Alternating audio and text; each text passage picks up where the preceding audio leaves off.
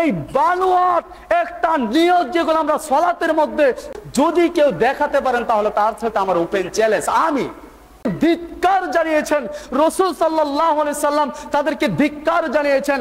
আনাস রাদিয়াল্লাহু তাআলা থেকে বর্ণিত, তিনি বলেন নবী রাসূলুল্লাহ সাল্লাল্লাহু আলাইহি সাল্লাম বলেছেন, যারা সালাত পড়তে আসবে তাদের নিজেকে নিজে নত স্বীকার করতে হবে।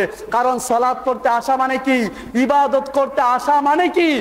মানে হলো আল্লাহ সুবহানাহু ওয়া তাআলার কাছে নিজেকে আত্মসমর্পণ করে নিজের শিরকে নিয়ে দেওয়া। সম্মানিত মুসলিম কেরাম, এখানে এসে পাওয়ারফুল দেখানো যাবে না। এখানে এসে আপনি যতই বড় হন না কেন, এখানে নিজেকে নিজে ছোট মনে করতে হবে, সবাইকে সমান মনে করতে হবে। কারণ এই মসজিদের মধ্যে এসে কখনো বিভেদ পার্থক্য সৃষ্টি করা যাবে না। সম্মানিত মুসলিম কেরাম, তাহলে গেল অহংকার, এটা চলে গেল। এটা একটা ভুল আমরা প্রায় সমাজে প্রায় মুসলিম আমরা করে থাকি। আরেকটা বিষয়, আরেকটা সমস্যা হলো, সম্মানিত মুসলিম কেরাম, আমরা সালাত পড়তে আসি, এই সালাত পড়তে এসে আমরা রুকু সিজদা এবং যে রাসূল সাল্লাল্লাহু আলাইহি সাল্লামের শিখানো পদ্ধতিতে যে সালাত, ওই সালাত আমরা আদায় করি না। এই কারণে আল্লাহ রাসূল সাল্লাল্লাহু আলাইহি সাল্লাম তাদের জন্য দুঃসংবাদ দিয়েছেন।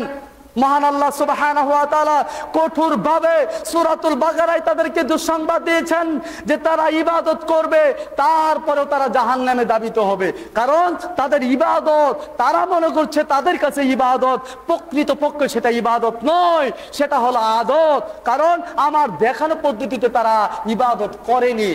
আমরা এমন কতিপয় ভুল করি, যেই ভুলের কারণে আমাদের সালাত আদায় করলাম, কষ্ট সাধন করলাম, সময় ব্যয় করলাম, তারপরেও আমাকে জাহান্নামে যেতে হবে।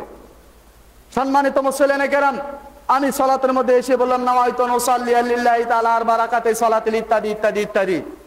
তোমাকে ব্রেন শক্তি দিয়েছি, স্মৃতি শক্তি দিয়েছি, তোমার সেই ব্রেন শক্তি স্মৃতি শক্তি থেকে তুমি বিবেচনা করবে, তুমি বুঝার চেষ্টা করবে, তারপরে তুমি ইবাদত করো।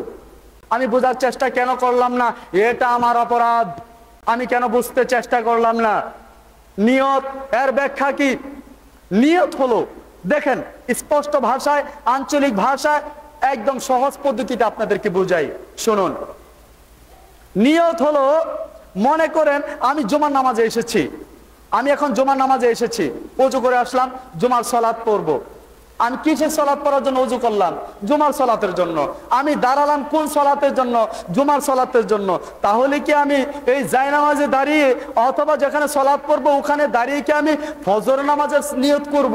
বা অটোমেটিকলি কি আমার এই জুমার নামাজে দাঁড়িয়ে কি ফজরের নামাজের নিয়ত হয়ে যাবে? কখনো না। যদি তাই না হয়, মানুষের দিলের খবর, অন্তরের খবর আল্লাহ তাআলা জানেন কি জানেন না বলেন তো? সব বিষয় কিন্তু আল্লাহ তাআলা জানেন। আমি যে ওযু করলাম, কোন সালাতের জন্য ওযু করলাম, আমি যে সালাতে দাঁড়ালাম, কোন সালাতের জন্য দাঁড়ালাম, আমি কি সুন্নত সালাত পড়বো নাকি ফরজ সালাত পড়বো নাকি নফল সালাত পড়বো, এই সব কিছু আল্লাহ তাআলা জানেন কি জানেন না?